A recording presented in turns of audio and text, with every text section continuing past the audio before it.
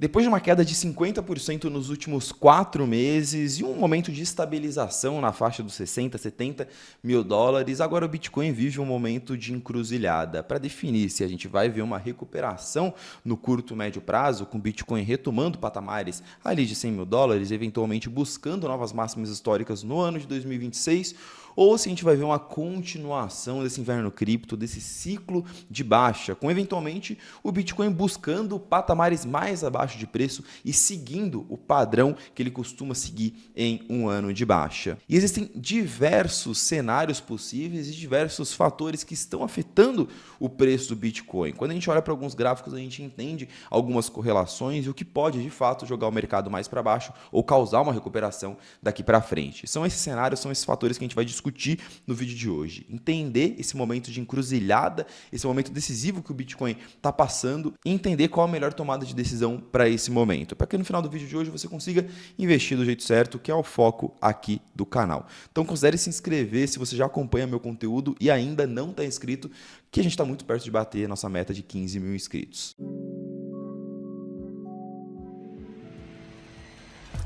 Turma, começando o vídeo de hoje, primeiro com pedido de desculpas que o cenário não está o ideal, muito provavelmente a luz, o áudio não está do ideal também, porque a gente está de mudança, escritório novo, primeira gravação aqui no estúdio novo e a gente ainda está em reforma, mas eu não podia esperar a reforma terminar para vir aqui fazer um vídeo para vocês. E o segundo recado que eu queria passar aqui, se você acompanha o vídeo do canal, se você é novo aqui e ainda não passou pela análise gratuita de carteira, considere fazer essa análise para saber exatamente a melhor estratégia para seguir nesse momento. Preenchendo o formulário, que é o primeiro link aqui na descrição do vídeo, você cai um formulário que você preenche em menos de 2 minutos e no mesmo dia, nesse último mês, o nosso tempo de resposta é de menos de 5 minutos, olha só. Então no mesmo dia, em menos de 5 minutos, você recebe um retorno meu no WhatsApp com uma análise gratuita da sua carteira, destaque em relação ao que você está fazendo de certo e de errado na sua carteira de investimentos, na sua carteira cripto e qual que é a melhor estratégia para você seguir a partir de agora. Independentemente se o Bitcoin continuar caindo ou começar a se recuperar, você tem que ter uma carteira muito bem preparada para aproveitar esse momento da melhor forma. Primeiro link na descrição para bater esse papo, marcar uma reunião comigo de forma 100% gratuita. Agora sim, sem mais enrolações, vamos entender o que está afetando o Bitcoin ao longo dessas últimas semanas, ao longo desses últimos meses. Existem 4 pontos aqui que é muito importante a gente observar de um ponto de vista de price action. O primeiro deles é a tese de tecnologia e inteligência artificial, que vem sendo bastante discutida e vem tendo uma correlação muito grande com o Bitcoin, cenário geopolítico, cenário macroeconômico e também o comportamento do ciclo. Já comentei várias vezes aqui sobre a profecia autorrealizável. Se todo mundo acreditar que a gente está entrando ou já entrou num ciclo de baixa, não adianta o cenário mudar, que isso não vai mudar a narrativa, o sentimento dos investidores. Mas vamos começar falando sobre a tese de tecnologia e inteligência artificial. Olhem esse gráfico aqui. As ações de software, elas caíram 30% desde o final ali de outubro, começo para o final, metade para o final, na verdade, de outubro. Uma queda de 30% no índice de ações de software, de ações de tecnologia. O que aconteceu desde o meio para o final de outubro? Bitcoin caiu 50%. Então, de cara, a gente já começa a construir uma correlação. E a gente precisa entender primeiro que esse movimento é um movimento de rotação de capital para a tese de tecnologia. Olha esse gráfico aqui. Esse gráfico pega todos os investimentos no mundo e nos Estados Unidos de tecnologia, investimentos relacionados à tecnologia, desde 1973. E ele traça ali a média, que é a linha azul escura, e o percentil mais alto, mais baixo, e na linha laranja, o retorno atual das ações dos investimentos em tecnologia no ano de 2026. Olha como nós estamos vendo um dos piores retornos, ou pelo menos um dos piores inícios de ano dessa tese, na história. Só que quando você olha para os mercados globais, você não vê um bear market muito claro. Então, é um claro movimento de rotação de capital. O que é isso? Uma tese que estava extremamente crowded, né, que estava extremamente lotada ao longo dos últimos 3, 4 anos, desde 2020, 21, 22, a tese de inteligência artificial, a tese de tecnologia, software, é o que vem carregando a alta das ações, do S&P, dos mercados globais e todo o fluxo de investimento em ativos de risco vem se concentrando nessa tese. Tecnologia, inteligência artificial e Bitcoin. A gente precisa lembrar que o Bitcoin foi de 20 para 120 mil dólares ao longo desse período dos últimos 3, 4 anos. Só que essa tese ela mudou muito de sentimento do final de outubro, novembro, do final do ano passado para agora e está enfrentando um dos piores retornos das últimas décadas da história. Por diversos motivos, eu já fiz alguns vídeos aqui. Por diversos motivos, um dos últimos vídeos que saiu aqui no canal foi uma previsão catastrófica sobre a economia global e a inteligência artificial, feita por uma casa de research americana que mexeu bastante com o sentimento dos mercados. As ações das empresas de inteligência artificial divulgaram um grande aumento de capex, de investimentos. Então todo mundo começou a discutir do quanto essa tese pode estar sobrevalorizada. E essas empresas começaram a apanhar pra caramba e os investidores globais falaram, cara, eu não quero parar de assumir risco, eu não quero parar de investir em ativos de risco, eu só quero reduzir o risco nessa tese e investir em outros mercados, Ibovespa, por exemplo, começando a subir, outros mercados emergentes subindo, investir em outras teses, indústria, outras ideias de investimento. Só que qual que é o problema aqui? A partir do ano de 2024, olha o que aconteceu com o Bitcoin e com essas empresas de software, com essas empresas de tecnologia. Na linha azul, o Bitcoin e na linha laranja, um índice dessas ações de software nos Estados Unidos. Eu coloquei a partir de 2024, porque a partir de 2024 foi quando essa correlação subiu. Algo que a gente discutiu muito ao longo do último ano aqui no canal, né? Sobre como essa Wall Streetização de cripto por meio dos ETFs, 2024 foi quando os ETFs foram lançados. Então, a maior parte do fluxo de investimento em cripto se deu por meio desses produtos de investimentos, por meio do dinheiro de Wall Street. Que Wall Street, quando vai investir no Bitcoin, fala: o que é o Bitcoin? Em que caixinha aqui dentro da minha estratégia de alocação eu encaixo o Bitcoin? Eles falam: para mim Bitcoin é tecnologia. Tá, então eu vou colocar na mesma caixinha aqui Nvidia, Microsoft, Bitcoin. Bitcoin como uma tecnologia de alto risco. Microsoft como uma tecnologia de risco baixo, talvez. Mas, enfim, dentro da minha matriz de risco, o Bitcoin se encaixa como tecnologia. Quando esses hedge funds, fundos de investimento, que são representativos de 30% de todos os ETFs de cripto que existem, ou seja, 30% de todos os bitcoins que estão nos ETFs estão na mão desses fundos, quando eles falam, cara, está na hora de reduzir o risco, está na hora de rotacionar dessa tese, porque essa tese ficou arriscada demais, já subiu demais. Vou vender no lucro ou vou reduzir minha exposição aqui porque o negócio está meio esquisito. O que eles fazem? Eles reduzem a exposição do setor, da caixinha como um todo. E Bitcoin toma porrada junto. Esse gráfico aqui eu olho para 2024, a partir de 2024, mas olha só a correlação do Bitcoin com o IGV. Observem bastante esse indicador, tá, gente? Esse índice, o IGV, que é justamente um índice de ações de tecnologia de software nos Estados Unidos. Olha a correlação do Bitcoin com o IGV desde 2022, como ela está sendo altíssima e como o IGV está apanhando desde o momento em que o Bitcoin fez topo. Mentira, Gabriel, isso aqui é o ciclo do halving. Bom, a Microsoft está ferrada, então, porque o halving está afetando ela também. E esse é o grande problema que está colocando o Bitcoin numa encruzilhada nesse momento, né? Eu até peguei um tweet aqui do Arthur Hayes falando o Bitcoin ele ainda não descorrelacionou das ações de tecnologia de software nos Estados Unidos. E aqui a gente consegue ver o Bitcoin na linha branca e essas ações na linha verde. E ele fala, cara, isso aqui pode ser um repique, né? um respiro perigoso do mercado. Nós ainda não estamos livres. Seja paciente. Um outro analista que eu gosto muito também, o Jeff Park, ele falou essa correlação precisa acabar para o Bitcoin se tornar livre. E ele pega a correlação do Bitcoin com o IGV desde 2024. E olha só essa correlação que era de 0,25 e chegou a 0,55. A correlação está na máxima histórica. E mostra como ela cresceu, dobrou desde 2024, mostrando como desde 2024 o Bitcoin está cada vez mais correlacionado com essas empresas. Então, a grande dúvida aqui é o seguinte, Bitcoin vai continuar correlacionado com esses índices, com essa tese? O Bitcoin ele vai continuar se comportando junto com essas ações de tecnologia? Essa é a primeira dúvida, se essa correlação vai se manter. E a segunda dúvida aqui é sobre o que precisa acontecer para essa tese se recuperar. Porque aqui a gente não teve uma quebra estrutural na tese de tecnologia, na tese de inteligência artificial. As empresas continuam crescendo, continuam melhorando sua projeção de receita, continuam melhorando as suas margens, só que no mercado de investimentos, não importa o que você entrega, importa se você cumpre as expectativas. E o mercado viu que as expectativas estavam muito grandes e falaram, olha, está na hora de reduzir o risco porque isso daqui já subiu demais, ficou perigoso demais. Então, não foi uma quebra estrutural, foi uma rotação por conta de mudança de narrativa. Quando a narrativa do mercado vai mudar?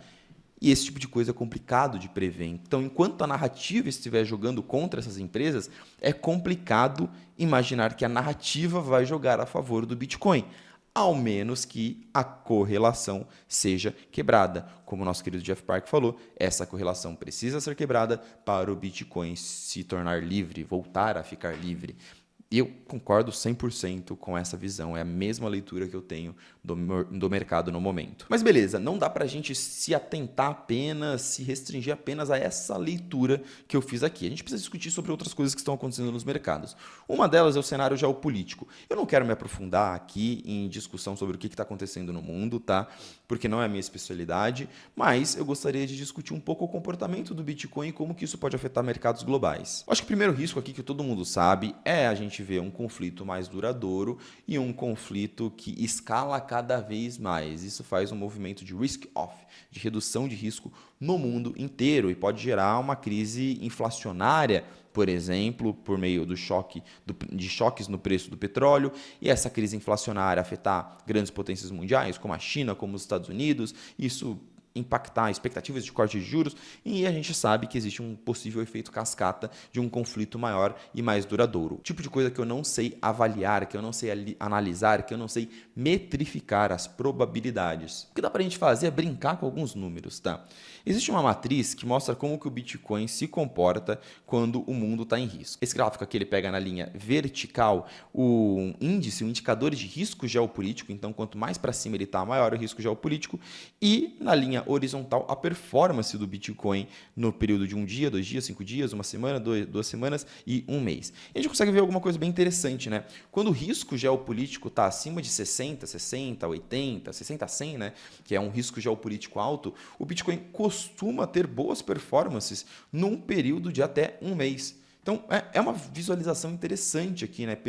Momentos de caos, o Bitcoin ele reage bem, mesmo eu, Gabriel, não concordando que o Bitcoin ele é visto como uma reserva de valor, ele é visto como um ativo de segurança ao redor do mundo. Mas pode ser que ele seja visto como um ativo de proteção a conflitos, talvez. Esse gráfico ele pode estar dizendo isso. Eu até peguei uma outra visualização aqui durante outras crises. A gente teve aqui a escalada entre Estados Unidos e Irã em 2020, quebra do Covid em 2020, eleições dos Estados Unidos em 2020, invasão da Rússia e Ucrânia em 2022, quebra dos bancos americanos em 2023, aquela confusão do carry trade japonês, quando o Japão começou a subir juros em 2024, e ele pega a performance de 60 dias do S&P, ouro e Bitcoin. E olha só, o Bitcoin ele é o ativo que melhor performa dentro dessa matriz de risco. Gabriel, você está falando que dentro desse momento de risco geopolítico, o Bitcoin ele vai ter a melhor performance e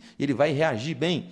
Olha, eu não gosto de fazer análise e eu estou ignorando bastante gráficos que estão aparecendo no mercado, nas redes sociais, mostrando performance do Bitcoin e do ouro depois que o conflito estourou. O conflito estourou aqui e o ouro está caindo, o Bitcoin está subindo. Isso é uma clara mudança de narrativa. Gente, faz 5 dias, uma semana que a gente está vendo esse conflito. Analisar qualquer performance de preço nesse curto período de tempo é algo extremamente enviesado.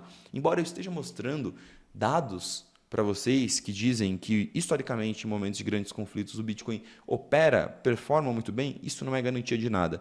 Eu me senti na obrigação porque tem muita dúvida em relação a isso. Tem muitos assinantes, tem muitos clientes, tem muitas pessoas que acompanham, que estão aqui na audiência do meu conteúdo, que querem entender como o Bitcoin pode se comportar. E eu vejo que se o conflito se escalar, isso é ruim para ativos de risco, incluindo o Bitcoin. Embora historicamente, nesses momentos, o Bitcoin tenha performado bem, principalmente numa janela de 60 dias, ou seja, 2 meses para frente. Se o Bitcoin performar bem, mesmo com essa guerra estourando, é uma leitura confusa, desafiadora de se interpretar, mas ainda assim eu vou ficar feliz, obviamente. Agora sim, vamos falar sobre cenário macroeconômico, que é um outro ponto que ajudou o Bitcoin a começar a sofrer, o mercado cripto a começar a sofrer sua correção desde outubro. Não só o mercado cripto, ativos de risco como um todo.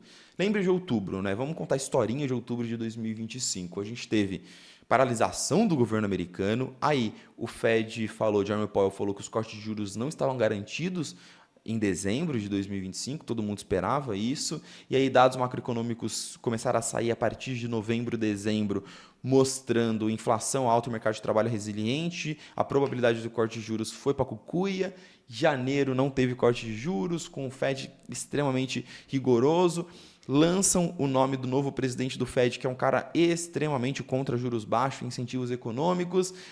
Esse cenário macroeconômico ele piorou bastante o sentimento do mercado para uma euforia para ativos de risco. O que a gente tem de novidade nesse cenário? Queria destacar dois indicadores aqui. O ISM, né, o PMI, que é um indicador de atividade econômica nos Estados Unidos, que ele é separado entre a atividade da indústria e a atividade do setor de serviços. O que é o setor de serviços nos Estados Unidos? Setor de restaurantes, lojas, que é o setor que mais movimenta a economia americana, que é uma economia cada vez menos industrializada. Vamos começar olhando primeiro o PMI de manufaturas, o PMI de atividade no setor da indústria. Olha ele nos últimos 2 meses. PMI acima de 50 significa que esse setor está crescendo. É a primeira vez que a gente vê 2 meses seguidos de PMI positivo, acredito que desde do pré-pandemia. Tá? Nos Estados Unidos. Mesma coisa para o PMI de serviços. Olha só como a gente vê desde março de 2025 uma clara tendência de aceleração econômica. Então, eu fiz um vídeo aqui no canal também chamado O que está acontecendo com a economia americana? É um vídeo que em 30 minutos eu só analiso o cenário macroeconômico da economia americana. Se você quer se aprofundar nesse tema, recomendo você ver. É um vídeo ainda recente, porque faz 2 semanas que eu soltei ele.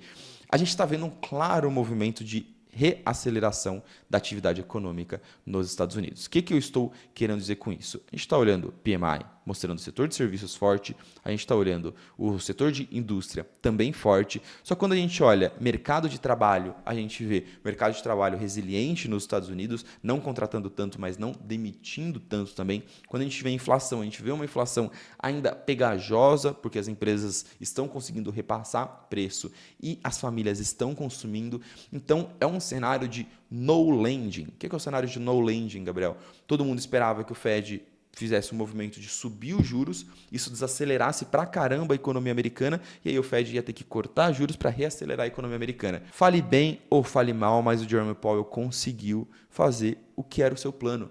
Ele subiu a taxa de juros, depois voltou a cortar a taxa de juros e fez a economia americana resfriar, a inflação resfriar, mas aparentemente voltar a reacelerar sem nenhum choque no mercado de trabalho e principalmente com a inflação ainda acima da meta, mais controlada e a economia americana dando todos os sinais de reaceleração. Tá, Gabriel, qual que é o impacto disso nos mercados?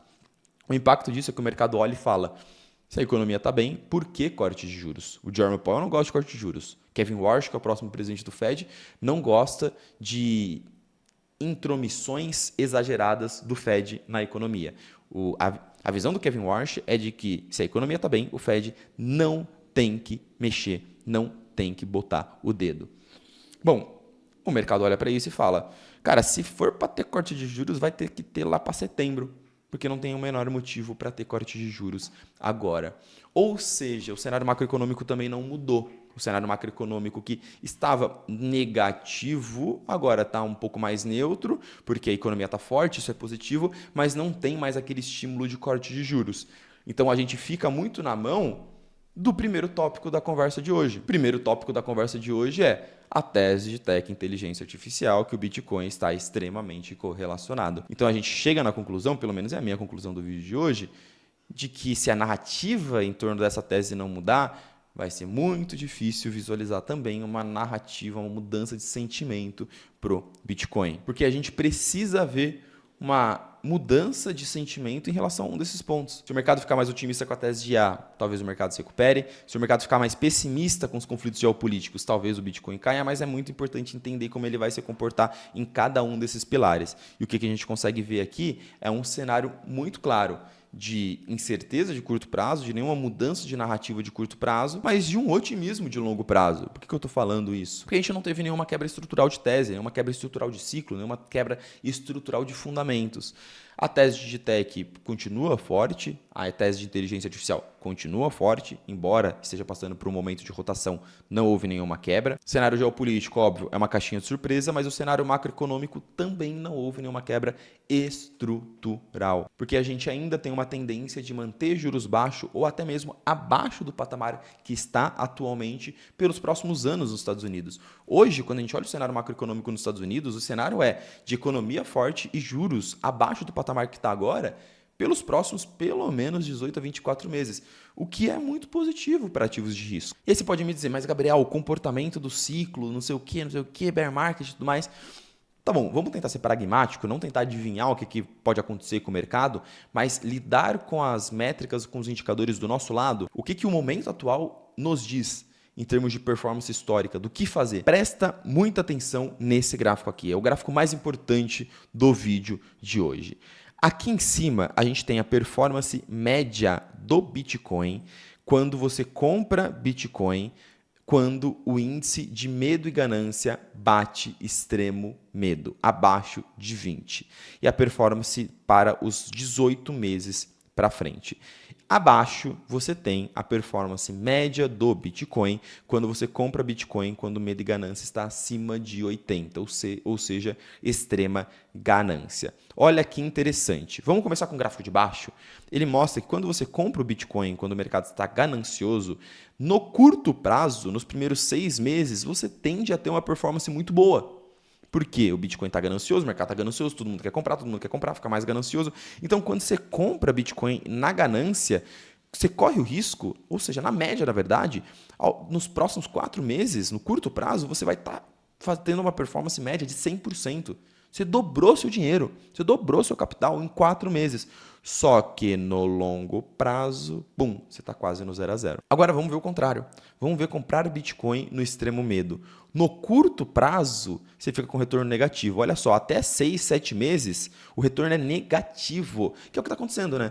Provavelmente você comprou Bitcoin no extremo medo ali em setembro, setembro não, né, que estava na máxima histórica, mas em novembro, dezembro, janeiro, fevereiro, e só tomando taca. E você tá puto comigo, porque, Gabriel, você sempre fala nos seus vídeos que Bitcoin extrema ganância compra, que é o patamar que a gente está agora, e o Bitcoin lá, só tomando taca. É o que esse gráfico mostra. Na média, quando o mercado está com medo, ele demora para deixar de ficar com medo. Mas olha no longo prazo, olha 18 meses depois, performance média beirando os 200%. 200% é o quê? É você triplicar o seu capital. Se você investiu 100, esse 100 vira 300. Ah, Gabriel, mas o ciclo bear market, a linha me fala que o preço pode ir até... Tá bom, eu estou trabalhando com probabilidades. A probabilidade de eu comprar Bitcoin no extremo medo, que é o que eu mais fiz ao longo dos últimos meses, me diz que eu tenho uma boa chance de daqui 18 meses ter um bom retorno. Então eu vou esperar 18 meses. Que dia que a gente está? A gente está no dia 5 de março. Daqui 18 meses eu volto nesse vídeo para a gente ver qual foi o retorno médio do Bitcoin e se essa estratégia de alocar, de comprar agora, ela é bem sucedida ou não. Dito tudo isso, vamos para as conclusões e opiniões aqui do vídeo de hoje. O cenário de curto prazo, ele continua muito certo, tá? Tudo que eu mostrei aqui não mostra uma mudança de sentimento muito clara no curto prazo. E é muito importante a gente entender quem que o Bitcoin vai seguir. Se o Bitcoin vai seguir seu próprio ciclo, vai seguir o ouro, vai seguir as ações de inteligência artificial e tecnologia como ele já está seguindo. Se a narrativa dos mercados vai mudar, o que vai fazer ela mudar. Mas, mesmo com todas essas dúvidas, a gente está numa zona boa de compra para o longo prazo. É isso que os indicadores mostram.